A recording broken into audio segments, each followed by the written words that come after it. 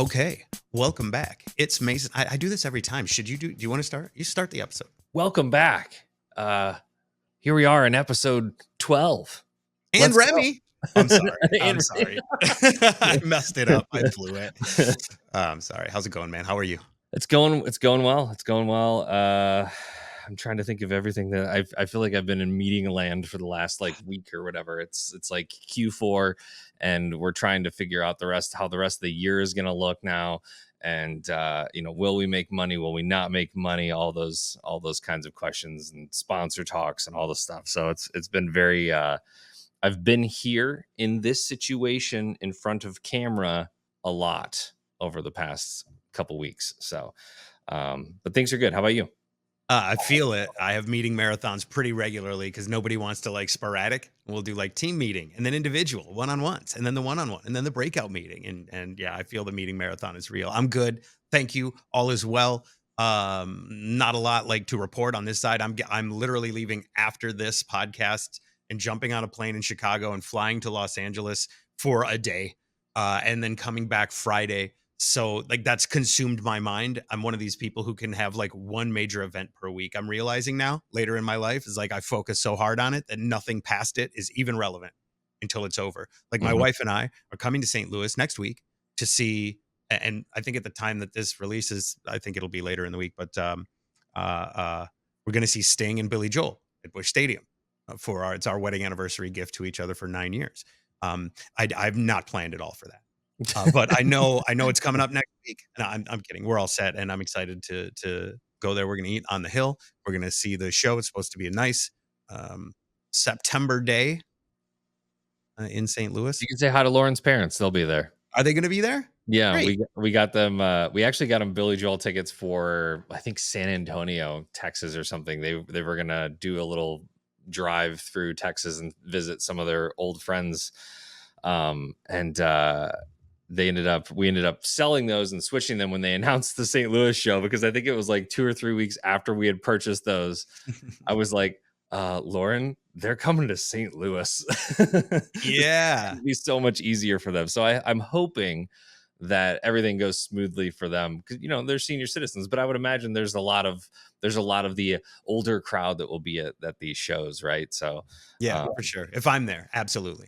I'm definitely the oldest young man that I know at 45. But we've seen Billy Joel before. We saw him at Wrigley when we were in Chicago in 2018, 2019, something like that. But it's rare because it's Billy Joel and Sting. So we're gonna get police jams. There might even be a moment where they do something together. But we're researching. We're looking forward to it. We're a big live show. Where are you going to eat? Oh man, that is not my department. My wife is such a foodie, and I should know this, and she has told me. But there is a nice place on the hill that I understand we're going to. Royal Char, something about steaks and okay. You know what I'm saying? It's something like that. I want to say it's like a charbroil or charred or something around. It's like a steakhouse. Charlie Guido's.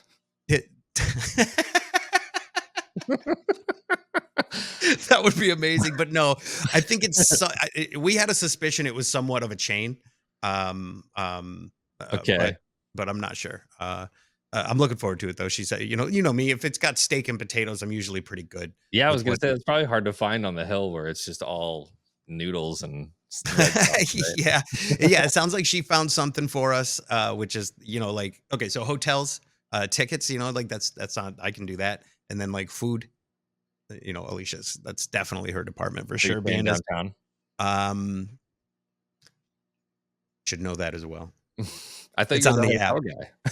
I am the hotel guy. Oh no, we are staying in Edwardsville because we want to eat at this Hawaiian place in Edwardsville that they have, and also it's where she grew up, and we're gonna stop by and see some folks there too. So yeah, it's gonna be good. We're staying in Edwardsville. Sorry, bro, I don't retain information to quickly share. I have to go. Let me go into the archives and find out about that for you. Let file out next week. Yeah, yes. I don't know where Char is coming from right now, but I swear she told me it's something along those lines of a steak thing. Someone's in the comments probably going crazy. I'm to the point now where whenever we're booking a hotel, I need a parking lot. Like, it needed to be a parking lot so I don't have to pay for parking. Yeah. So when we went to Philly on our way back through, we stopped in Pittsburgh, and I could not find a hotel that was reasonable that wasn't in downtown. So we ended up paying for that and paying for parking, and it sucked. But on the way back, we stayed at some like Holiday Inn Express with a parking lot, and it was great. And these are the things that I look forward to now, not having to pay for parking. Hell yeah, dude. I have the Hilton app, and I'm like one of those Hilton Honors members people. You know me in rewards, like reward programs. I'm already signed up for it. So Yeah. I flex that Hilton Honors member. I'm an elite silver platinum, whatever that is. You know how they have parking out in front that says like parking for Hilton Mhm. Honors. I park in that. I don't know if I'm supposed to, but I do it. You know why? 'Cause they're not going to tow you. No one's going to tow you out of hotel parking spots. Stupid. Especially when We have a silver member back here. This is a Say, diamond. oh, no, he's bronze. Get him out of here. Get him out. It's going to be $200 to get your car out, sir. You should really be silver. Yeah. It's possible. The restaurant is called Carnivore. Okay. Yeah. That's on the hill. Okay. I mean, I'm going to be super wrong here, maybe in a minute. Yeah, it says located in the historic Hill neighborhood of St. Louis, Missouri. Carnivore STL is a flame grill. This is not a paid endorsement, but holler at me, Carnivore. We can talk about it. And not what we're here to do. But I just in my mind, I'm going through like Ragazzi's and the traditional hill stuff. Yeah, all the named Italian, the Italian named people. Mm-hmm. Yeah, much like you said, it was probably hard not to find garlic bread and noodles at every place, but to find a steak, you had to go to a place called Carnivore. So I appreciate my wife and the sacrifices she makes for me. That's awesome. I'm looking forward to it. So yeah, that's what's coming up here. And I wanted to talk to you about something I saw that I know you've talked about on this podcast before, and something that is really a resurgence in the youth that I'm realizing is the 90s coming back. Like, I don't know if you've seen like the clothing. Jinko. Right. Like I'm sure you've gotten yours back out of storage, right? You're like definitely rocking them because you would be the coolest kid, I think, right now if you did. From what I can tell, at least like the way that Keaton walks around here and other college kids and stuff I'm seeing, you know what I mean? Like they look like they are wearing Jinko. And some of the if I had the drug rug, the little or what was the starter jacket? Like if I had my Charlotte Hornets starter jacket, it was always the Charlotte Hornets too, and nobody actually liked them. They just had a really sweet B logo. They did. They were new. They were the new franchise. I remember that too. Yeah. They had a little dude on there. Was it Muggsy Bogues? Anyway, like I collected basketball cards for a minute back in that time, but like then I moved. Things changed, but the 90s is definitely having a resurgence right now. And I saw something the other day. I thought of you because I live in this college town, so there's all these college bros down the streets rollerblading. I saw rollerblading college bros. Wow. Yeah, okay. And not like nerdy, like broccoli hair, hoodie shorts, cool. Right? You know what I'm talking about? The like cool college bros were out rollerblading. And I know you've been going rollerblading, or at least had been. Maybe it's too hot now. I don't know. Are you still rollerblading? Still rollerblading. I feel like on the days where it's super hot, like 90 plus, you get that glisten to your skin, and it just it adds to the vibe. That kind of California beach vibe that you got going on here in the middle of the Midwest. Okay. But no, I was just thinking about that the other day. Like, I feel like I'm on the edge of something, and I could probably get some sort of like rollerblading club going, like but it starts as a joke, but then it ends up being something huge and cool. Like I always think of that scene in Forrest Gump when he just starts running. Yeah, like people join him. He has a huge following of people that are just also just running to run. So that's where I kind of feel like I could go with that, because I think the more people out there rollerblading, the more we can get that pavement cleaned up, because there's a lot of just random rocks everywhere that I was going to go on our Facebook page and complain about that, but I didn't want to get yelled at by the rest of the people. Like, why are you rollerblading? It's not 1995. No, I think you're onto something. Honestly, I think you are, and you could get a rollerblading club going. And I foresee it going into our dystopian American future, where rollerblading gangs are running the streets of various cities and towns, and you can't go anywhere. Like I'm trying to pull into Home Depot, but I got to wait for the 45 rollerbladers to let me past. I don't want to give them any pressure or honk because they own the road and they could easily just demolish me, right? Like, you know what I'm talking, you know what I'm kind of talking Yeah. about here. When you Yeah, get the in like Sharks and the Jets. Is that what you you're get in talking like motorcycle packs or gangs. Like I just see like spiky hair guys with elbow pads and wrist guards on. Like, you trying to get through, bro? What's up? about? But they all kind of look like Biff from Back to the Future, where they got like random like just a couple, yeah. Only what they could cosplay find. pads going on. Yeah. Yeah. And then the cops come and they scramble, like in all different directions. But they can't go on the grass because they always fall down when they like start running on the grass. Sorry, this is the comedy that's happening in my head of the dystopian future, running from the police, the RoboCops of our rollerblading governed future. Yeah. But Well, that's cool that the college kids are accepting, my movement. I think it's really good. appreciate Stick that. with it. I think you're onto something. I Yeah. do. I definitely do. But I wanted to share that with you because I know there had been some, talk about it. I don't want to say you had insecurities or anything like that, but I know that there might be, if you're afraid to go on Facebook, brother, stand up for your rights. Do what you got to do. Don't be afraid of that. There's people out there that are on your side. You can start a whole club, I think. That's good. That's good. Songs for Soldiers is in that same park that I rollerblade around. And they've been that show was last week, and I was just going to ask that. They've been cleaning up, and they take up a lot of the area in the park, and I didn't want to get made fun of, so I have not rollerbladed in 5 days, and I'm ashamed of that. I'm ashamed more so of the fact that like I really worried what other people would think as I was rollerblading through that area. But oh man, I eat myself up about that a lot. Like I'll do better.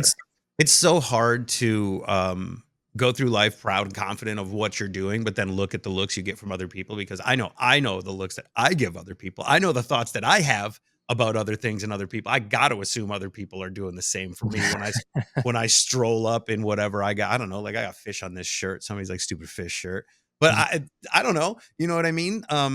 It's hard to face that and feel confident every day, not just in rollerblading, but in life. In everything you do, because there are some people that have that and some people that don't. I think I battle a little bit with that lately. I definitely have. And after losing the radio job in 2021, I remember like struggling, going, nobody wants to hear me. Why am I here? What am I saying? I'm not saying anything. I'm on your station for whatever, and here's the liner, and it's part-time, and I really don't care anymore. You know what I mean? I was having those moments. But you have to care about stuff that you're passionate about. And it's hard to fake it after a while. I feel like for 10, 15 years, we were going, oh my God, can you believe what Jason Aldean did? I don't care at all. But holy cow, can you look, did you know?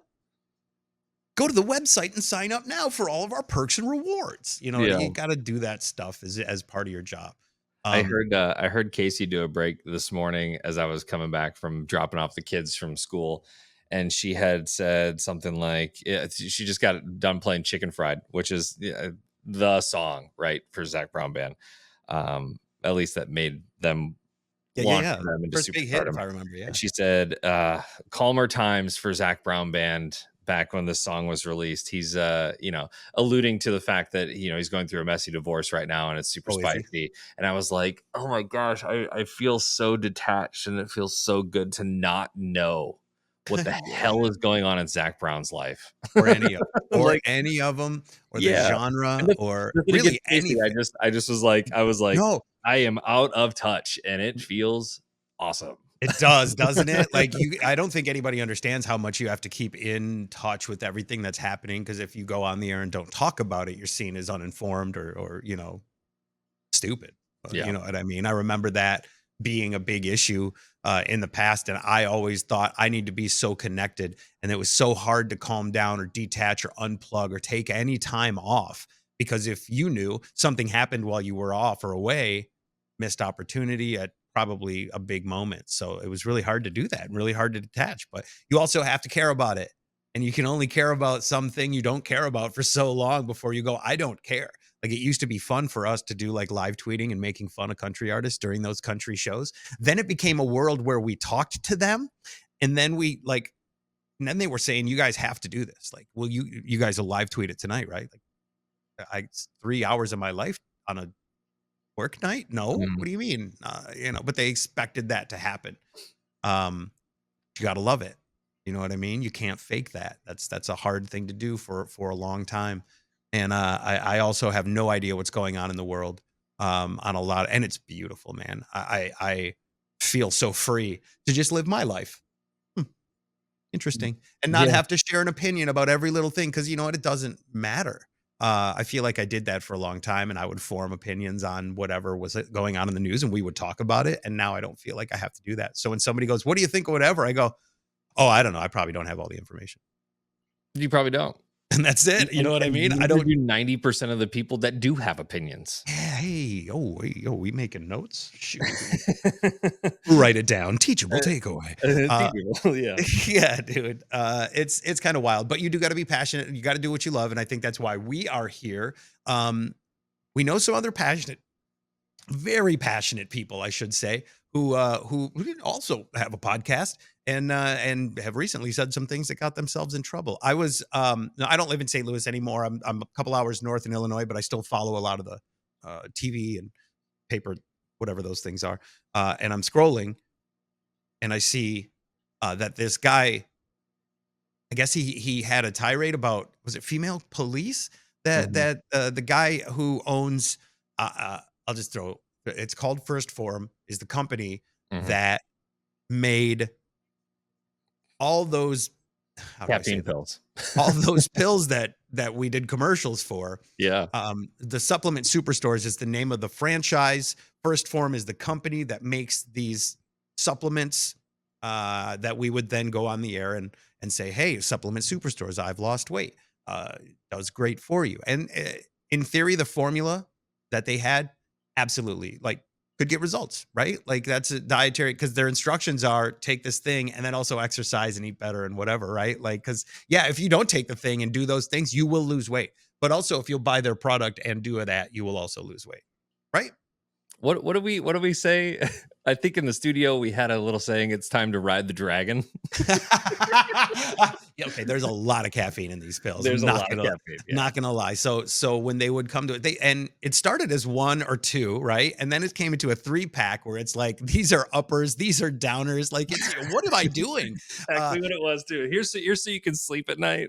Yeah, but the guy that owns that apparently just had this tirade on his podcast, and look, a lot of money over there in making the supplements, selling the supplements, opening the stores, helping people with their health. I'm not discrediting any of that, that there are people who have seen results and that there's good stuff that has come from that. But here's a bad incident that's happening right now. And we have experience with this person because early on in 2010, when we went to St. Louis, he is who we would meet with about his new company and their product. And here we are 14 years later watching, I'm going to hot take, watching a man with a lot of money share his hot takes and opinions in a broadcast fashion, suffering the consequences of his own actions. Look, being broadcast for 14 years, us two, we know what to say and what not to say. I've always said the best part of the internet age is that everybody can do this. And it's also the worst part because that can happen. Mhm. You can just think you're out there with your boys saying some stuff, but little did you know, millions of people saw it. Now you have a headline, and now you don't have the support of the people who protect your big, big business. So opinions matter. You got to be very careful when you're flexing your mouth muscles. Yeah. We've learned this lesson many times. I think with that specifically, just the women officers comment, those even if he did feel like that, I feel like that's just one of those thoughts that just needs to kind of hang out within, You right? don't say those That's things not something anywhere. that's not something that when you say it, that it's going to change. Yeah, Anyway. I Like, do want to say we don't agree, right? Flat out, no, like, no, none of I us. and it's not. And by saying that, I get what he's kind of. Maybe he was frustrated. I don't know. I don't want to put myself in his situation. Yeah, we don't know what But happened. to me, because his main thing was saying stuff like they try to emasculate you. And I don't think I've ever been approached by a female officer, whether that be a speeding ticket or whatever, and been like, man, she's really trying to emasculate me. Like, no, I was speeding and she pulled me over and I complied And that was it. And then I went about my business. Like, emasculating you? How insecure do you have to be? Yeah, that's kind of where I would say. See, it feels like projecting, feels like For a sure. little bit of like something there, but also no. I don't think any officer would do that first. Like, no officers out here trying to emasculate you because of that. But also, yeah, like I said, don't. Why would you say those things? What did you think was going to come of it? And this is my fear: is that he's getting what he wanted. I have always had a sneaking suspicion that there is this disaster marketing in the world where something terrible happens. What? An actor got a DUI right before their big movie? Mhm. Huh. It's crazy that you're talking about this actor in this quite timely manner. You know what I mean? I don't believe anything anymore. When we live in this world that we live in, I don't know if you plan this, because in the world of the internet prank era, going the extreme distance is a meta. It's a way to go. Like, right? It's a clicky way to go. These guys who are walking through Walgreens pranking people and putting their lives on the line, walking through the hood, like challenging people wearing red or blue. Like, good luck. You know what I mean? Good luck. It's a risk. That's a risk. If Mhm. you think you're going to get, now listen, way more people know about this person, their opinion, and where they share it than they did 2 weeks ago, maybe a month, whenever the timeline is. You understand what I'm saying? Mhm. Even though this guy, verbally pooped in public, it still might have some benefit, because we are in such a we are in such a time where, like, you have the group of people who are, how dare you? But there's Mhm. still a small group of people who are like, a man speaking his mind. Yeah. You know what I mean? There are some people who will agree with that. And I hate that. I hate that we're in that world of enemies made are also allies gained. And that bothers me. That scares me Yeah. right now. Is And that I always go back to the Morgan Wallen incident when he's caught on camera dropping an N-bomb and immediately gets removed from playlists around the country, and Mhm. radio stations are taking him off the air and all the things. And then he was rewarded for that. He sold more albums. He was on the Yeah. Billboard Hot 100 for X amount of weeks, and he was just rewarded for all that. And I have police officer friends, and I go, he will be rewarded for this. Watch. Yeah. Watch. Because Yeah. there are those people that align with those values. Mhm. And a lot of times those people are very loud and are going to come to defend him. Now, there is fallout happening here in that St. Louis County police officers have pulled any kind of support for the company. Yeah. And then Club Fitness also said they will not be carrying any of their products No anymore. more So products. Okay. there's some fallout from that, but will he gain, or will the company gain in the end in the world we live in now? Most likely. And Yeah. it's unfortunate, but he said it with his whole chest. Someone said that in a comment, and they said it with his whole chest, and I felt that. Like, I felt that there's just this disdain for female He's officers in general. And Yeah. and then he went back in his apology and said, "No, I meant men and women." Hmm. You didn't. Yeah. You didn't, but say whatever you want to say. I'm no stranger to criticism, blah blah blah blah blah. He has a very edgy podcast and very outspoken and all this kind of stuff, but I don't know. He I always think has been. Like, he's yeah, always been he's always been like that. Yeah. To go back to us working with him, I've never had so many caps lock yelly emails in my life. Oh man, yeah. Because when we would do the commercials, we're talking about our experience. We're excited, right? We're smiling. We're talking about the product, and we would always get, "Hey, no more more excitement. You guys aren't really feeling it." You know what I mean? Like, okay, oh my god, like, okay. You go up and above, and even then they're like, no, I think you guys are missing it. We're like, I don't know how I can be more excited for your pills, but I'm reading your commercial, and you are paying us for it. So, like, I don't know. That was where it started with us. But yeah, and that company grew fast. Like it was at first we were meeting with him and those were his emails, and then it was like we're meeting with someone else and basically Mhm. we're getting his notes through someone else.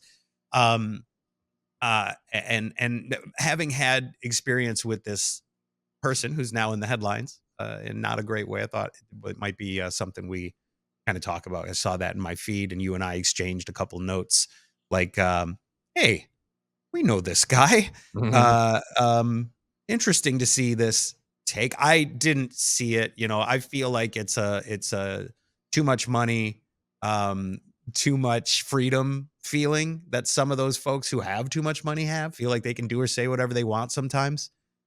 Maybe it's a lesson in how far you can go. Mhm. Um, because I I, don't know. I don't know how much support he's going to garner from that, from the people who could actually help save his life. You know what I mean? What mhm. happens next time you're in trouble and you call 911 and they go, "Who's this?" Of course they would still come and save you. Yeah. We'll see. We'll But I see hope you think about that. You know what I mean? I hope you think like next time you got to dial 911, am I about to be emasculated? Or Yeah. am I gonna be saved? Yeah. We'll see what happens here We will. on the back end of this. Um, I am obviously all for First Amendment rights and saying what you Right. need to say or say what you want to say, but you have to know that there's some consequences that come with that if you say things like he said. And I know that I guess the news was reporting that a couple of employees have now put in their notice and they've left. So I there's thought that might be the next step. Actually, I was gonna say like he has a fleet of employees, an army of employees who probably have opinions about that thought. And knowing Mhm. now that it's your boss, how much do you like your money? You know what I mean? Yeah, yeah, and Considerations. but we you had mentioned just this world that we're living in, and Mhm. to put things into perspective, this will probably be gone next week, seeing as though we had a school shooting a couple weeks ago, and that's just gone because we're Everything is. so used to this kind of stuff in our news, Yep. so used to it. It's hateful, it's aggressive, it's all the things, right? And it comes and it goes and it comes and it goes and it comes and it goes, and that's the news cycle. And all the news stations in St. Louis are eating it up right now Oh because yeah. this is drama, right? So Local controversy, right. local clickbait headlines, and I hate that this news is successful because we've all taken part in it. We've all been bitten by the clickbait. We've all clicked it, and they see that and they say more of it. Mhm. When they say somebody died, find out if it happened in your neighborhood tonight at 10, and you tune in at 10, you did it. They say if you want to not support someone, don't spend your money there. I Yeah. guess that's kind of the best way to go about that. Oh, I'm not saying to do that with anybody. I would just say to consider your investments in everything you do. Yeah. Yeah. Yeah, it's pretty wild to kind of turn the page a little bit from that and go on to something that was not in our note that we had planned. But I've been listening to this podcast. It's a Joe Rogan podcast, but it's not about Joe Rogan. It's more about the guest that he has on. His name is Robert Epstein, which is an unfortunate name. Mm. Um, but he is an analyst of all things Google and information, and he goes into this like super scary kind of world of how all of the major tech companies are kind of, and this isn't conspiratorial, like I'm not getting a conspiracy kind of tone to this. I'm getting like a real world. Google can make you do things you didn't think you were gonna do. And I'm saying that on like a political, like maybe I wasn't gonna vote for Donald Trump, but now I am because I saw some sort of something that was fed to me. Mhm. There's all of that. Oh yeah.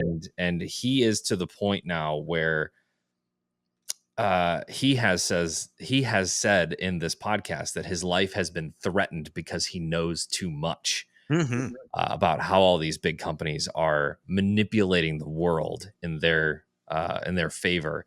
And there's one example he gives about Elizabeth Warren. I don't know if you Mhm. remember her, Yeah. Democratic presidential nominee in I think 16 maybe, or Okay. Yeah. yeah, something like that, or maybe 20 or something. I don't know. But she has come out against a lot of the things that Google has been doing. So in turn, Google has been throwing out all of this like essentially headline propaganda or whatever to Mhm. left and right to position her in a bad light so that she doesn't get voted back in, essentially. Yeah. And it's just those little tiny things. So he said they have 15,000 users from all walks of life, all demographics, that they are getting real-time data of what they are being fed on a daily basis. Like they can see all of these computers and they know exactly. And so they have charts and graphs and Yeah. this Data. liberal is being fed this much Republican stuff and vice versa. And it's mind-blowing and it's scary. Absolutely. And yeah, I suggest anybody go check it out. Like I said, it might feel like what I'm saying is conspiratorial, but I really feel like it's legit. No, It's I feel you. I hate to say it's evidence of the past. It happened with newspapers, it happened with television stations, and it no doubt is happening with social media right now. I fully believe it's the reason Elon Musk went after Twitter. You know what I mean? It was like, hey, I saw how this can influence like actual human life out there. I'm going to let them know about my stuff. So, if you want to know more about SpaceX and Tesla, jump on because he's feeding you his tweets about it, right? Same thing with the Zuck over on Meta or whatever it is. It's the same as it always, same as it ever was,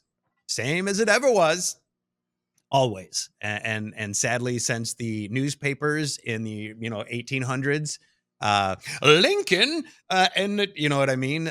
Somebody was I don't know, probably like putting little letters in a press to make however it worked back then, but now they're doing this and it's the same. It's history repeating itself and propaganda. And now, yeah, I feel like I'm the guy who's also saying conspiracy theories, but I think it's real and I think it always has been. It's probably deep down in those terms of service that you accepted and didn't read, that they can do that.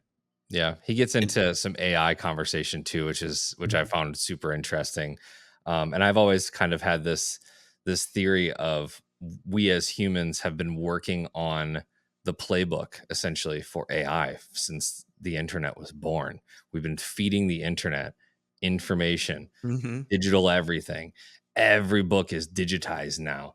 Everything, every search, every how-to, every cookie recipe, everything is up there. And that's what these chat GPT, search engines are basically combing through Yeah, I at can just read light any of it. speed, anything. So he says that there's this, I don't know if he calls it this or somebody else calls it this, but the internest, where basically humans have been nesting for our machine overlords, essentially, is what they will become if AI ever becomes self-aware. We're getting down into a rabbit hole here, but I mean, we're exploring the plot of the Terminator films. You're fine. You're exactly fine. But the scariest part about it is that it's like all that information is readily available to anything now. Anything. It's out there. You want to learn how to fly a helicopter, like that whole Matrix scene comes back where you're just like, in the back of the head. Now I know how to fly a helicopter. I know Kung Fu. I use that all the time. Absolutely. Yeah, that's all there. And AI, if translated into some sort of robot machine or whatever, could definitely do that. He also said that there's a guy in the 1960s, a philosopher, physicist or something, that said that humans are just the sexual organs for the machine world. And I was like, wow. Okay. I mean, machine can't reproduce itself, needs us. I don't know. It kind of makes sense, but anyways, that's all in that one podcast. And it just been kind of like weighing heavy. And I felt like with the first form stuff and what we're being fed on a daily basis to either heat us up or cool us down and all that stuff, it's just like we're constantly being manipulated. And that's scary. Yeah. I hate that. I feel like they believe if we are at odds with one another, we are in a good state, right? So that they can continue to do whatever they're doing on different levels. And yeah, that's probably the most conspiracy theory stuff I've ever said in my life. At least publicly like this. You know what? Maybe we'll serve out our consequences for our thoughts coming up here when the AI overlords take over. They'll hear us. Yeah, right. To us. We welcome you. We've been adding content to your database. We've been helping, trying to give you entertainment to show you what laughs are. We told you how to count 10 with unicorns. It is important, and it's a Friday. We'll talk about it. But yeah, so maybe we should put a little pin in the crazy like hot take portion of the program and get on to maybe I think there was a question that we could get to. So thank you to everybody who stuck around for the conversation that went to a place we did not have planned. And maybe I don't know, you have opinions about it. Please share them in the comments. Would love to hear what you think about everything that's happening in the world. If you could just break it down into a comment, that'd be great. Yeah, we'll have our program director yell at us later for that. Never For mind. going on a tirade? Yeah, hell yeah. I look forward to that. So let's talk this question you had mentioned. Someone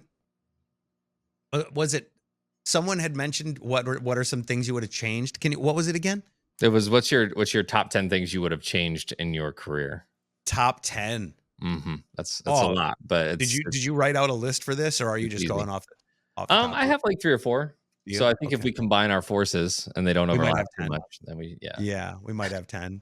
I'm gonna write some notes if you want to start with what you have. Sure. I think the biggest thing now that, and especially since we've done this podcast, I feel like I've had a little bit more clarity on our career as a whole.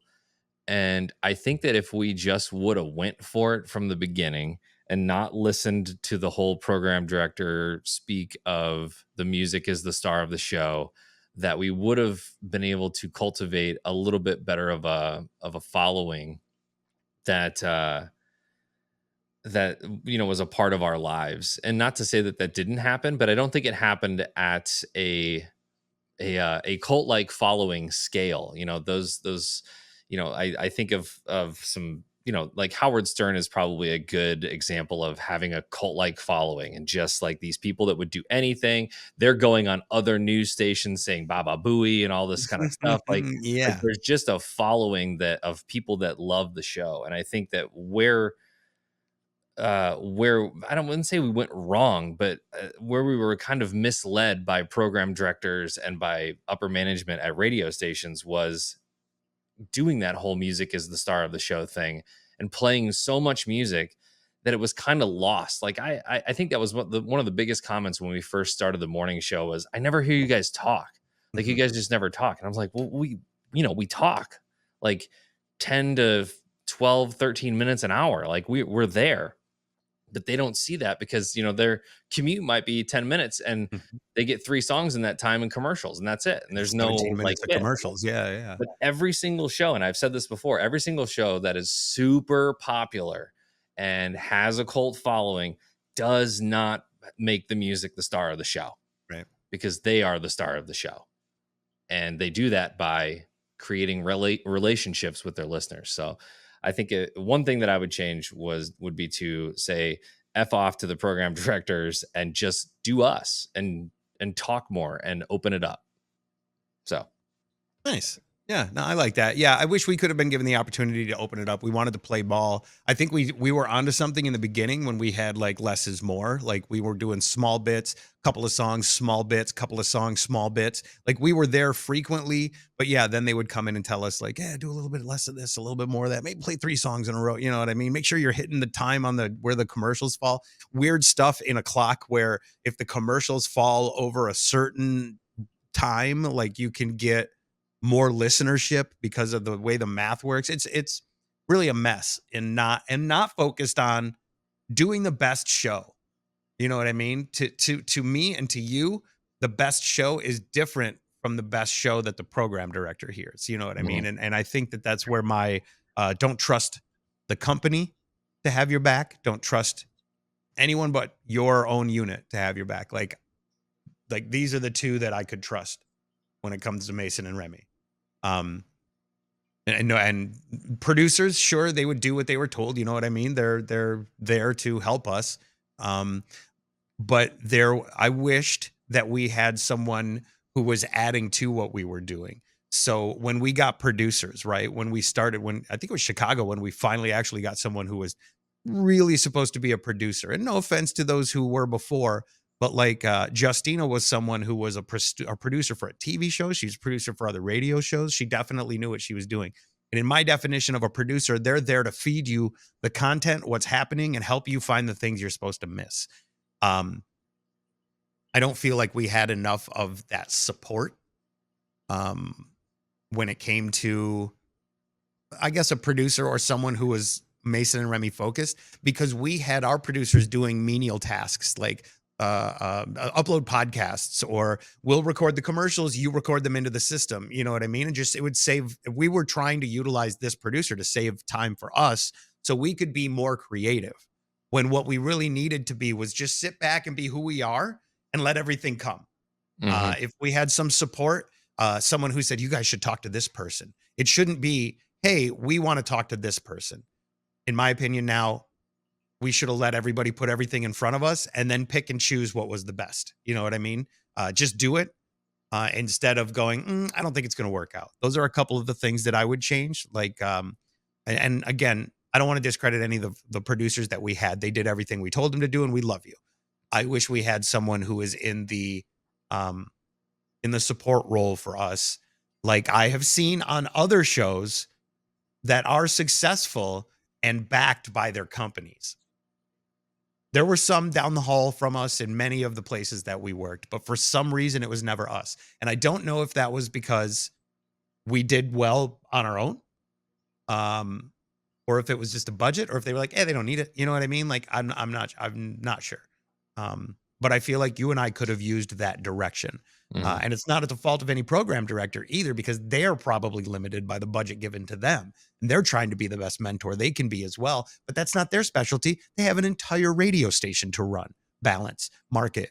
You know what I mean? Like, they have much more than just babysitting these doofs. I need someone to help us, because we can only do so much. And then it would come to, you want to book this guest? You want to book this guest? I don't know either. I don't know how to get a hold of them. You know what I mean? Like, that support thing is so important.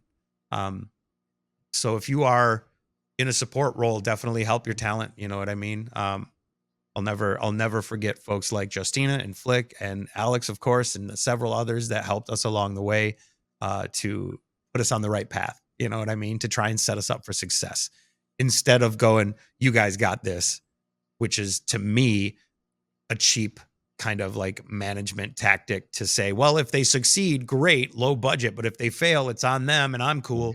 You know what I mean? And I think that's too bad. A lot of talent are just left to their own devices. And personally, looking back, I remember thinking, first thing you need to be able to do is take program director feedback.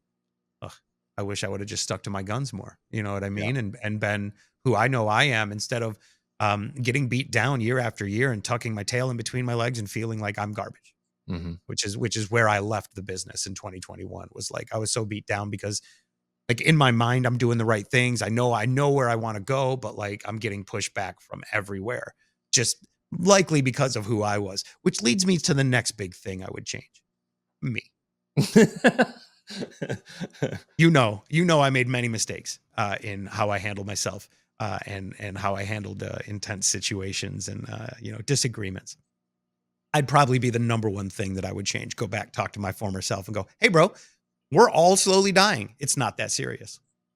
Like, let's remember that. I wish someone would have been in my ear with that at the time, or been able to get through whatever I had up to talk me off that ledge. I still look for someone to talk me off the ledge pretty often. But that's my issue to deal with. And I'm a work in progress. Those are a few of the things I think I would change. 10 is a big list. What do we have? 5 right now? 4 or 5, something like that. 4 or 5. Do you have anything else? I would have taken the non-paid events less seriously, and I would have maybe not shown up to a couple here and there that we were forced to go to. I've referenced this a couple times in this podcast of, your videos that you posted right after you got out. And you had said something like, I really wish I wouldn't have taken it so seriously, like from a personal standpoint and from being for being with your family, and especially in your situation, you lived away from your wife for years, which is, I could never do that. And it's not to say that I wasn't present and there for my children as they were growing up, but I think that there are a lot of wasted nights when you're going to, I don't know, just take, for example, Yeah. the summer shows. Yep. You get home from work, you do your thing, you eat lunch, you maybe take a nap, and then you're back at it again, out at a show, hanging with the fans. And I realize that that is part of the job, right? But that's also another 4 hours of your night gone, 4 hours of that day gone. And that adds Mhm. up. Mhm. And it also adds up when you start a winter concert series. And then all of a sudden, on these nights where you weren't typically scheduled, now you're scheduled to go and literally show up at 6 or 7 or whatever, wait until the headliner goes on at 9:45, go up on stage and say, "What's up, Ballpark Village? How you doing tonight? I can't hear you." Mhm. Things like that. Mhm. Here's Chris Jansen. And then Mhm. literally go home after that. Yep, and go to sleep. Your job was maybe an interview with artist and maybe 15 seconds on stage and then going home. That's it. Mhm. And it just felt like a lot of those were just, it's like wasted time that I could have been with my wife on the couch at home watching some sappy movie or something. So Yeah. I think I would have taken that less seriously and not put as much value as I did in those moments, especially towards the end, because I mean, let's be honest, it's Didn't yeah, matter. it didn't matter, and it ended up just hanging around a bunch of staff members that were obliterated all the time, just drunk I all the am listen, I am not the most sober person on earth, but when you start realizing that you are the measured one, like, time. "Oh, Yeah. me? Okay. Yeah, numerous possible DUI issues, after numerous professional events, that could be big problems for a lot of people, Mhm. if everybody else knew what was actually going down. And it happened regularly, every show, like every event, every time. You know what I mean? I'm grateful that they have staff that are they're sober enough at the end to drive vehicles home because um, nobody wants that headline to be the reason that it stops. True. Um, I'd like to think that even in my lack of sober times, I'm still not as out of control as some folks, and well later into their life, and to still be functioning and successful. I don't understand it. It's crazy to me. The amount of Um, times that somebody would have to leave their car at the event, get driven home, and then come mhm, back the next morning. mhm. Yeah, yeah. I And again, can't tell you, Mason, a time in my life where that has happened. for you, Like no, maybe once in college or something. sure. It's just like there's no gauge, there's no limit. Mind It's you, these are always people at pedal to the metal. professional events working as well. Like, I Exactly. understand there were probably some people here like, "Bro, I get taken home every week. I go get in my car all the time." And that's fine for you as long as you're not working at an event, Yeah, right? Like, you're not working. yeah. But we are the ones that get let go in the end, right? Yes, yes, we're not. So that's good. That's good. Good for them. I don't want to be a part of it anymore. I'm happy to watch that fester from afar. It's just sad to see um so much of something that I cared a lot about, thought I was going to do for my entire life, just fizzling. And I think due to mismanagement and I'm not talking about any one company, by the way. This is a lot. You knew me in those times where I need a ride home guy. You knew me in the times of we're drinking with Jared Neiman 5 hours before we're doing an interview with the morning news station, and I'm puking in the porta john at Boatload of Toys. That was me. I was there. I grew. Yeah. I wouldn't do that anymore. Like I knew at that time. Like I was definitely, and I have a Frank the Tank in me in that like one or two drinks, and I might go shirtless through the quad. Uh, but this is why we don't do that anymore. My wife and I went out for our anniversary. I had an espresso martini. That's the last drink I had probably in the year or two before that. No, that's not true. I had a beer in Barcelona. You know what I mean? Like it's just not something I go after anymore just because of how much not only how much it hurts, but the family of alcoholics I come from, and all the issues that come from DUIs and the things you do when you are somehow legally to, mess up the way that you think and still exist out there. You know what I mean? Like it's interesting to me that we can just be go, I was drunk. And so like, oh, excusable? Yeah. Okay. Yeah. Lives in But danger. Okay. yeah, yeah. Back to the topic of things we would have changed. It's not being more alcoholic than we already were, but it was not showing up for a lot of those things that we probably didn't have to show up to. I feel like right now my job is like, hey, you got something? You got something. You're sick? Let us know. Not a big deal. But in that time, if we were like, I can't make it to this show, they were like, oh, oh, oh, Mhm. like they made you feel bad. It's not a paid appearance. So in my mind, it's the karma pay, right? Like I'm giving my time to this event so that everybody here knows I do a show with this radio format. What is the payback, the ROI, the return on investment? You get 4 hours of your time a night to maybe talk to 4 people, that came over to your tent, or you could sure go be out there talking, shaking hands and kissing babies like you're on a political campaign. Does that mean they're going to listen? I don't know. Do they even have the thing that measures? Like there are so many factors and so much work that you can do that is not actually associated with getting the numbers that you need to be successful. You're just rolling the dice every day at every one of those events, hoping that you're talking to a person that you made an impact on and that they will remember you and that they'll get that device.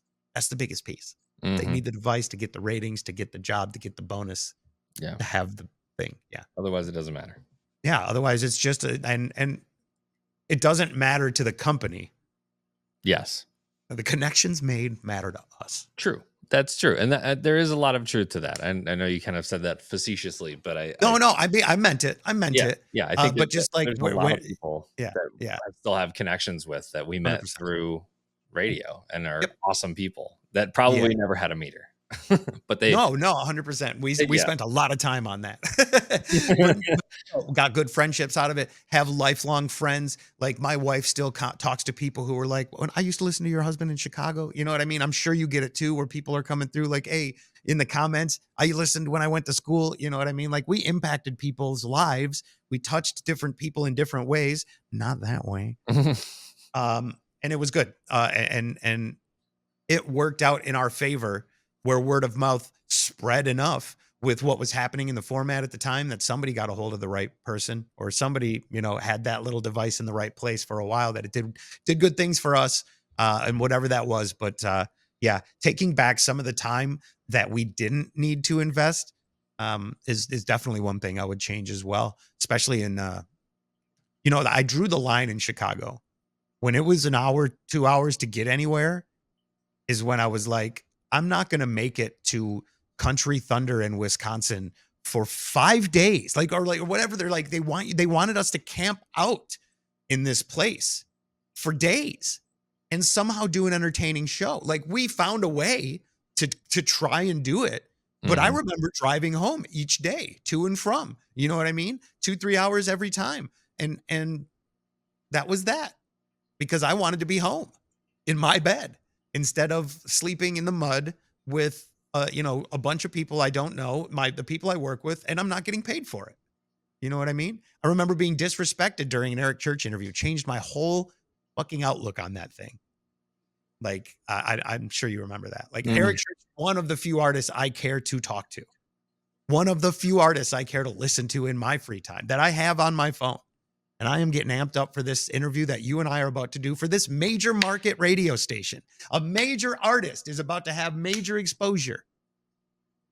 And they're treating us like we're in the way. You know what I mean? And it's just inhuman in times. The way that some folks feel that way that they can move is inhuman to me at times. And I remember putting my foot down at that point and go, I'm not coming back next year. You know what I mean? Like, Yeah. even if they tell us we have to work it, they can't. I'm not going. You know what I mean? I didn't. Yeah, I don't remember if I stayed the night or not. Maybe once, and I don't remember.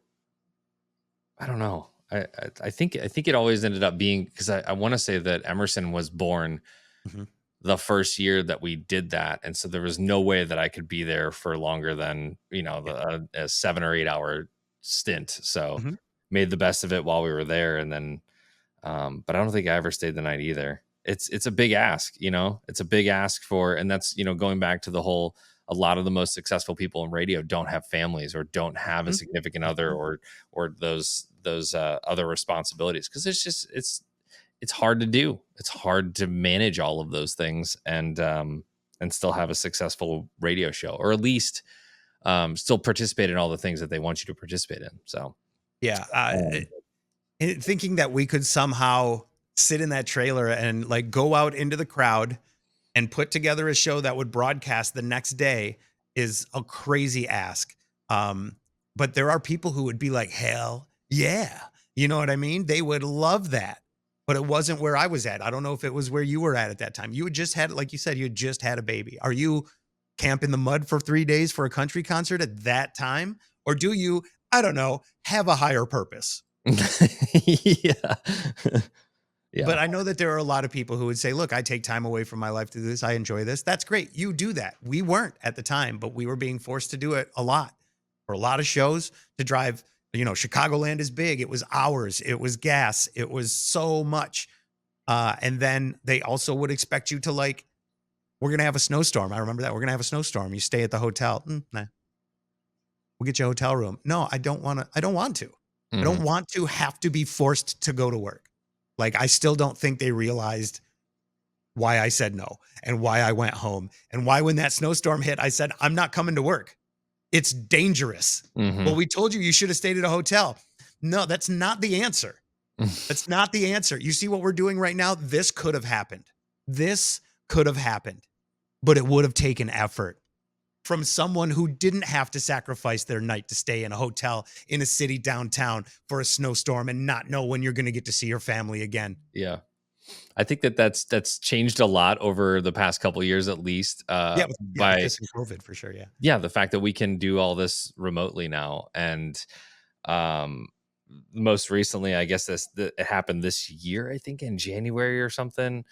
My last month of employment, they did that same thing. They're freezing rain overnight. We'll pay for a hotel, and I was like, okay, this seems ridiculous. But then Yeah, I remember. my wife is like, well, I'd rather have you go tonight and not risk driving in the morning. Mhm. And which is fine, but that's backwards thinking. That radio had us thinking that we needed to be on the air. Well, guess what? Nobody's in their car. You're broadcasting to 0 people on the Yeah. road for the most part. Like, Yeah. everybody can work remotely now. So why risk anybody's life to go to work when there's going to be ice on the roads? Or why not have us work remotely and not risk anything? You know what I Mhm. mean? Like, Yeah. there are better answers that nobody is even taking the time to think about in radio. And it's because they're so stuck in these archaic ways of how they think they have to do things. When we came to St. Louis, our boss had these microphones. You pushed a button, it recorded an MP3, bro.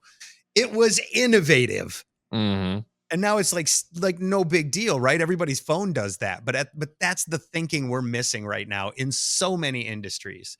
Everything is just as it should be, and we're just leaving it, and no one is innovating. And if they are, someone else is taking it and making it better. So the innovator is left behind. Yeah. Sad to say. We're on a tangent now. Boy, we went by past these. Okay. Another thing I would have changed is, not like, I don't know, maybe teaching them about what streaming is. You know what I mean? How can I and the engineers make it so that we don't need to go stay downtown? Because there's ways, but they thought at the time that it was like, we need broadcast equipment for that, and you don't. Like, you can do it on Facebook now. I think there was a time where you, during the pandemic, were working from home and we just connected on FaceTime and I just plugged it in. Mhm. Am I a fucking engineer now? I think we'd even done it before then, because I remember course when we we were in the transition to Chicago. I remember having to be back in St. Louis, and I remember that might be that FaceTime moment when I was FaceTiming you on the show while you were in the studio in Chicago, and I was at our house in Fenton at the time. Mhm. And we made it work. Like, we made that all happen. And I guess my argument would be that most of the biggest radio company out there right now, their talent is at home Mhm. and are broadcasting from home, and don't go to a studio anymore. I would think that if you're not a morning show or an afternoon, like a big afternoon show, you're probably broadcasting from your house. You're Yeah. recording the tracks into a computer system or database, and those play on whatever market that you've just recorded them in, and that's that. So from Yeah. a safety standpoint, that's pretty awesome. And from a Right. gas standpoint too, I would imagine for a lot of people. I was just going to say, and think about the rent that they don't have to pay on all these studios now. Like, I definitely know that here in this town that they had Peoria and they had like the Central Illinois Radio Bloomington stuff, and now they're all in one place and they have less studios. But it's because of that, I think, is that I can just wake up in the morning and do this. And for the short time that I was doing part-time in 2021, filling in on weekends on a station here, I did it from this seat. I logged in the morning and downloaded the list of songs, and then I clicked, hey, yo, I'm doing a song. Here's a thing they wanted us to talk about. And then I'd send it, do the next one. And so I didn't have to leave from home. I just sat here.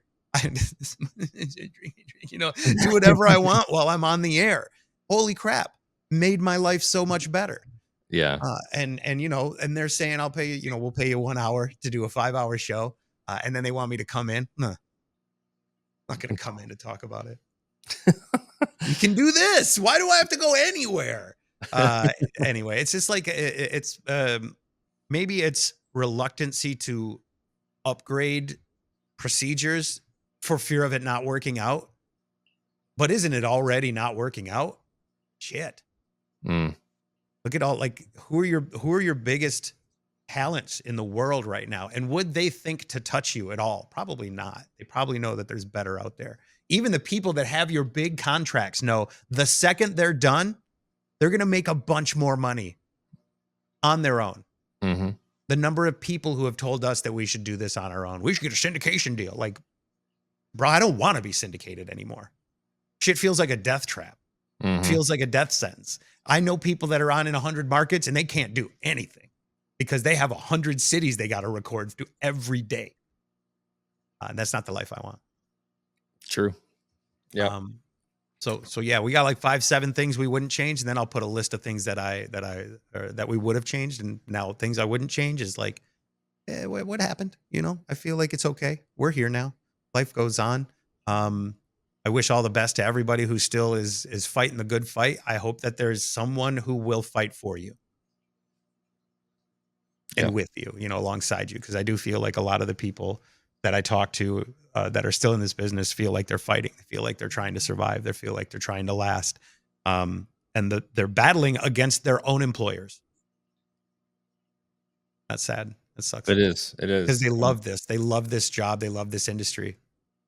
Yeah. I would say the key to success right now, if you're still in the radio world as a talent, is you cannot rely on just terrestrial radio to get you through this thing. Brew comes to mind. I don't know if you know him, Mason. He started in Detroit. I think that was his first station. Or one of his first stations, but he just started doing this TikTok stuff. This is a TikTok guy. I was going to ask. Go out. This is the very beginning of what he was doing on TikTok, and this isn't even new material, right? He'd go out to the intersection in front of the radio station and say, "What word should I incorporate into a break?" And he'd get a weird word, and then he'd fake a break, and he'd put that on TikTok, and he'd just keep doing that consistently do that. And he became a TikToker, you know, an influencer on TikTok, aside from, like, it didn't even feature any of the radio station. It was all him. And now he has risen to the top of the food chain in radio. I think he might be with iHeart, but I'm not 100% sure. But he's risen to the top of the food chain because he thought outside of terrestrial radio, which seems backwards. It seems ridiculous to think. But if you don't have branding outside of those speakers in the car, you're going to lose eventually. Like, it's just going to happen because the people at the top think that views and think that reach and all of that stuff is the end all be all. And I think to some degree it is if it can be monetized, but that would be the key at this point, is to think outside of what is coming through. I would almost, and this is a hot take, I would almost make the radio show secondary at this point. It has to be. Or shoot the entire show and just take out the clips or To put use the show for clips and Yeah. post those on Instagram and on TikTok and on social media. That's a formula right now. That's what I feel is a formula. 100% agree. Is like you have to do something and then make it into other stuff. Make something. First thing, make something. Like we're making this, right? Like maybe from this, we'll have some other thoughts. Like when we started talking about our Eras tour, we were like, oh, you know what? That Garth Brooks story is going to be, that's a good one. It's a separate little thing. It's a little nugget or a short, whatever it is. You know what I mean? We did the same thing with the Taylor Swift and all these little things. And that is how a lot of people and shorts, like blasting shorts into the YouTube universe right now. They're pushing it hard. So people are getting discovered by people who wouldn't normally be, you know, seeing your content. So these are the ways you have to make yourself discoverable. And sadly, no one's coming to radio to discover anything. It's background noise. In my opinion, as a music delivery system, it's for people who don't have time to pursue music and just want to go, what's happening in the world right now? I don't know. Okay, this song's okay. You know what I mean? Like the people who have like a secondary music taste, you know what I mean? Because if you care about music, you're a music fan. You know how to get music, you know where to find music. You don't rely on radio for music. The days of sitting around and waiting to record a song you wanted to hear are over. I can literally search it on YouTube and watch it 10 times in a row. So what are you doing? Yeah. I hope that there's somebody who hears this cry from people who loved an industry and it appears to be dying. I think every major show needs a social media person for that show. Mm-hmm. That was the one thing that I truly thought that could make a huge difference is if every show had a Joey. If every show had a specific person that could shoot, edit, and post video, it'd be over. Shout out. Like, screw producers, screw program directors, all the other people. You have one or two people that are your talent, and you have one person that knows social media, video, all that stuff. Boom. Yeah. Shout out to Joey. Joey Goldsmith. Joseph, we love you. I just want to make sure that we give him the love because he is like one of the greatest. He's one of the video editors at our last station and is a true creative mind that loves what he does. And I love that no matter what you put in front of him, it would be weird, wild, wacky, and fun. Like it didn't matter. That's just Joe. And you need someone like that. Yeah. Someone who can see outside of what you're doing. And it can't be one of you. Like it can't be me. It can't be him because we're busy doing the thing. If we do it, it's going to be like skewed one way or the other, right? Like I might think something's funny. You might not. It needs to be an outside party who is like, I got this. And we would just have needed to trust them with that. Yeah. That's the producer role has switched into a social media person. So if you have a morning show, a big show, the producer needs to solely be on that social media game. I can think of the show in town that I'm thinking of is the Brett Mega Show. But AB is on their team and she does all the video, all the social media, everything. And every single day they have a clip from the show, whether it was a faked bit or on the actual air, whatever it is, it's up every single day. And I think that's the hardest part for people like you and I who are in the actual show, doing the stuff, worrying about what the content of the show is. And then at the end of all of that, doing more. People don't understand that it takes a long time to make a reel. I've said that over and over again. It's not just like you can just punch it out. You have to think of the name, the title, the thumbnail, all the things. So if you have someone who is dedicated to that, you're going to do well. It's almost as important, if not more important, than the talent. Like we are talent, we will perform. Someone else has to take whatever that is and make it into stuff. Like because it's us, it's been us. At this point, we do this, and I know Remy, a lot of it is on you at this point. Then you've always been the radio, or I'm sorry, the video, master of what we do here, and I've always taken lessons and learned things from you on that side. It's the only way I know how to make a short or edit any video right now is because of this guy. But you need someone else who can do that stuff. And we needed it so that you could be freed up to perform. Like when we shared literally the first Bull Float Trip video, he wasn't in it, because he had to shoot it. We didn't have any other option except to go, who can we bring in here to do this song? You know what I mean? If you need to be behind the camera, and I'm sad, but glad we did that. Sad that you weren't in it. Glad because you're the only person I would trust with what we were doing, because you knew, right? You knew what you were doing, and you had the most vision on it. You had every scene was shot by you. So of course, you know what exactly you're looking for when it comes to the footage. These are things that can be lost when you trust other people to do things. But you got to have somebody on your team that you can trust, you know? That's what I'm saying. This was the only guy I knew I could trust with that kind of stuff. Not only technically, production wise, production value wise, sound, directorial, all of it. Lighting, this guy had it all. Dude knew how to do all of it. I would just sit back and go, can I hook up a light for you? Or something? Like, I don't want to mess this up. But that's super important. I would say a producer is as important as the talent, because they are going to be the one who take the talent and put them on the stage, whatever that is. You know what I mean? Like, we can just bust out 24 hours of content. What is it? That's for the producer to say, it should be this, it should be this. We're going to cut it up like this. We're going to put it here. We're going to go here. And so when I say, if we were ever to do broadcast radio again, it would be us doing this and then taking whatever this is, someone else would make it into a radio show. You're right. Secondary at this point, because the podcast would be the first. It'd be the source of truth, the main raw creation, and from that, everything else would come. Thank you. By the way, I appreciate that. Hell yeah, buddy. And I told Casey this a couple of times, and because we had talked about producers, and I feel like you need a very particular person who can do all the things but doesn't necessarily want to be in the spotlight. In them, yep. Mm-hmm.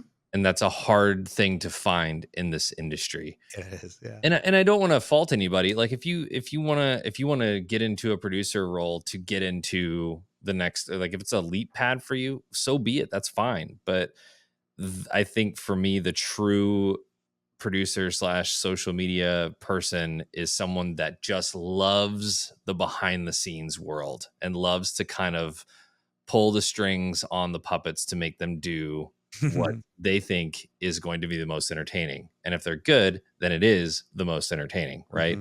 But that's a really hard person to find. So if you have one of those on your team, it's that's a solid get, because really they can really help out. I have another one. I know that we're kind of running long here, but please don't have to get too deep into this because we've discussed it, but not taking things too personally. I think that there's a separation that I did not have a lot in this career, and that was personal and professional. And in radio, and any broadcaster will tell you this, especially if you're like in personality music radio and that kind of thing, that line needs to be blurred to some extent, because you want to come off as a real person on the air. But I think taking a lot of the constructive criticism, whether it was from you or from a program director or from a producer or a listener or whoever, too personally, it really ate away at a lot of the productive stuff that could have been done in place of that. So, yeah, like it really came out in the Bama episode and the Chicago episode, where we're all just kind of like, we all took this way too personally. And it was never about that. Really, it wasn't about, being personally attacked for decisions that were made or whatever. It's just, it did or it didn't work, and that's fine. We'll learn and we'll grow and we'll be better for it next time. And that could have been it, but I let things kind of fester and inside. So do I. Everybody did, and I think it's human first. Like, I still struggle with that. It's literally the reason I said I can't be a human. Like, I can't be a human manager. Like, I can't do it. I can't be responsible for someone else's actions. I don't know why I'm struggling with that, but like, I went into a meeting, I said a thing like 3-4 times. I'm like, I don't know why they're not doing it. I kept telling them to do it. You know what I mean? And they're still there. And I'm like, I don't know what can I do? I don't want to yell. I don't want to yell, but everything is telling me apparently I need to yell, and I said to my boss, like, I can't, like, in my mind, I'm like, we did great. And then the boss comes through and is like, wish you would have. And I was like, like I started, you know what I mean? I realized it and I had to check myself out of that. I still do take a lot of things personally. And it's hard because, like you said, the line is blurred between what's on the air and what's in your personal life. A lot of what was on the air was our personal life. Write a song about what you know about, right? Like that's what they would say. It was, so we talked about our lives. Does Remy want to go on the air and tell you how he parents so that he can open up the door to you telling him how he's doing it wrong? Probably not. Mm-hmm. Like a lot of people have that fear, you know. Do a lot of people want to put their children in videos, worried about privacy? Do people want to go and show you what their house looks like? Or are we just selling you windows? You know what I mean? Like, what are we doing? There's lines that are blurred intentionally. And also we benefited from that, right? Like sharing our lives on the air is how we connect to people. But what's real and what's not, right? Like, I don't know. Did we love writing a Friday jam every week? No, but like we did it because it was great. Like people liked it. People wanted to have it happen. I think that taking things personally, and then on the other side of that, is that all we're good for? But thank you, and we appreciate it. We'll do that. Yeah. But that's the human struggle. I think I remember a time where you and I were disagreeing, and you said something like the dichotomy of man, and I was like, fair. Because that's who we are. You know what I mean? Like we take this seriously, but also we are having fun. And that was the hardest part for me, because I had this structure in my head and I'm like, I know how to do this, right? And you're trying to convince everyone about your mad scientist plot. While meanwhile, they have their own mad scientist plot of how things could work. And they don't they may not disagree or may agree. But either way, people clash and people, butt heads, especially when we're young and we're in a high pressure situation, like working on the air in a city like Chicago. Like you mentioned, we all were like, I know in my last years in St. Louis, I was like, I am having breakdowns again, again and again. I am losing my mind. I don't know if this is midlife crisis. I don't know if this is just Mason crisis. I don't know if this is the state of the industry. Like alarms should be sounded. I don't know. In retrospect, feels like it was probably that, but it could have been me. There's a lot of factors that play into that, and you feel crazy sometimes. And I left radio going, I'm not a good person, not a good employee, not a good radio person, and I should not be doing this anymore. And made my peace with that before I then went, wait, maybe I wasn't that bad, and maybe the situation was bad and I reacted poorly. You know what I mean? Like, and it's only in retrospect that you see things much clearer. Yeah. But that's why we're here talking. That's why we're doing this. I don't know if you saw this, and I don't really have anything else that like sticks out, but I I saw this post. I guess the Daily Mail covered it, but I saw it beforehand. There's a great account on Instagram called Shitty Radio Jock. And it's so great because this person, whoever it is, nobody knows who it is, puts up all of these like basically the things that radio people are thinking, but they can't say because they don't want to lose their jobs. Okay. He posted up, or she posted up, a listing in LA for afternoons. Do you want to take a stab at what the salary is? The salary in LA afternoons. Market 2. Yep. Market 2. I'm thinking of, I know what we made in mornings in Market 3. And I want to say LA's it's bigger. It's much more expensive because California, even though Chicago is insane. I want to say afternoons, $175,000 a year. That's hilarious. $70,000 to $90,000. Shut up. Oh my God. Like I know that they have posted it in the listing. They posted it. And that's what you want. You want to know the number, right? That's that's what every listing in radio leaves out, is what's the salary range here. They put that up there, 70 to 90,000, and it is not a voice tracked gig. It is like you're live for 4 or 5 hours. Wow. Yeah. Try. And I know that if you're listening in the Midwest, it's hard to fathom, because 70 to 90,000, I think, in the Midwest is pretty respectable. If you're Yeah, not it's like, look, you're not it's good in anywhere. Yeah. Chicago, right? Mhm. But in LA, in California in general, 70 Yeah. to 90,000, I think, is It's low. it's like 30 to 50, I Yeah, think, it's is low. probably what that ends up being. And then trying to pay for rent and all that. So in the Daily Mail article, they said that 70 to 90,000 is what the pay was. I forget the decade was, but it was like the 80s or something. It was like 85 to 95 Sounds was right. 70 to $90,000 for the afternoon show, which would represent about $360,000 in today's money. So they're essentially saying, sorry, we have peanuts. Would you like to work for peanuts in LA? In the most pressure you've ever faced in your life. Yeah. Yeah. Now, I also want to say, and I hate defending it, but they probably have remotes, talent fees, commercials. There's some more pay there that isn't listed in the salary. That's what I commented. But I said, but remotes and endorsements. That is not promised, and that is all icing on an imaginary cake right now, right? Like, that is not locked in. People have to make that happen. That is not in your contract. Neither are your probably unattainable ratings goals. That's too bad. And I hate to say that. I hate thinking that there's someone out there who's like, I want this. But that is probably an entry-level position. Man, and I hate to say that. I feel like in radio, they play the game where they put things up that they know no one's going to apply to so that they can just get their friend in there. You know what I mean? They'll go, I have to, because equal opportunity employment, you have to post a job listing. But is anybody going to submit for that job? And if they do, did you just get a new sucker for your scam?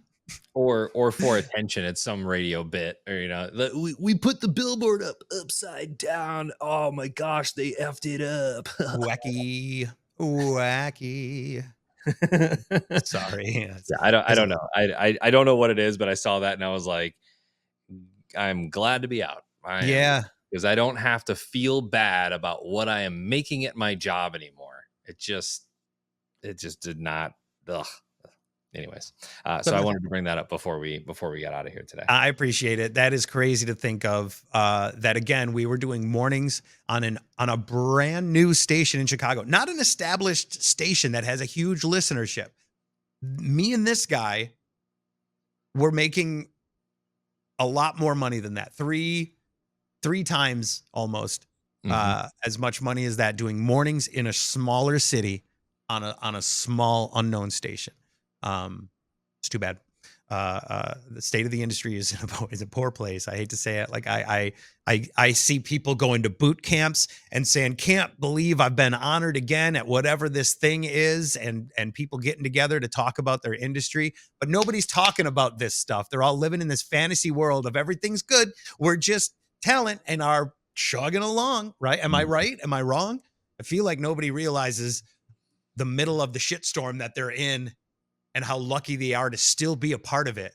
You know what I mean? Yeah. Like I said in the last episode, dude, I mean, let them pay you for as long as they'll pay you for, but have something waiting, have something waiting in the wings, whatever that passion is, whatever you've always wanted to do. And I know that there's a lot of radio people out there that kind of hang with me on this whole, like, I lived in the self-help world for 10 to 15 years, right? Just trying to figure out who I was and all of this stuff. And then come to find out that I'm just a normal person and you're just a normal person and we're just normal people. But the industry has just effed the mind so much that you feel like you're inadequate or you're now insecure about everything and all these, but I'm telling you, the second you get out, it's a relief, whole different thing. Weight off your shoulders. All right. That wraps up this episode of Quit Radio. I'm just kidding. I'm sorry, my friends. Like, if you are still in radio, please, like, have as much fun as you can every day. That's my biggest, like, advice. If somebody would say, like, how do I do radio now? Just have as much fun as you can every day. If you are laughing, people will laugh with you. If you're feeling emotions, people will feel them with you. And that's the connector. That's the real thing that you need to exchange is humanity. And whatever else is happening around you, like, try and navigate it the best you can. Don't let yourself get, you know what I'm saying? Don't let them give you full 5-finger fist. You know what I'm saying? don't let them Finger fist. don't let them give you the 5. Yeah, like every once in a while, the boss can say, "Hey, I need you to do this," right? Like, boop. Don't let them give you the full 5-finger fist. You know what I'm saying? This whole part might need to be removed, but I think you know what I'm saying. Don't let them fuck you. Stand your ground. Or fist you, for that matter. All right, then it's in. All right, it's staying in now. It has to stay in. Sorry to our friends if you are young, but I don't know. Google it with the safe search on. Let's see how it goes. We should probably wrap this episode up. I know that you and I still wanted to talk. Someone else had mentioned the experience that you had shooting music video with Brett Eldridge. We were going to talk a little bit about that. Maybe for the next episode, we can talk about our like our big screen time. You know, like you were in this music video. I know I did an episode of a TV show. Maybe we can talk about what it's like when you're starring in big, like these big things, I guess, right? Like might be something to look forward to in the next episode. And of course, if you have any comments or questions or anything you want to know about what's been going on or the state of things, leave them in the comments down below. We appreciate you. You can find our social medias and the rest in the video description. So if you're watching, thank you so much. Appreciate you. Anything you want to say before we wrap this episode? Nope, that's all. I think you covered it. All right. Well, I appreciate you once again. We'll do this again next week. Bye, everybody. Bye. Bye-bye.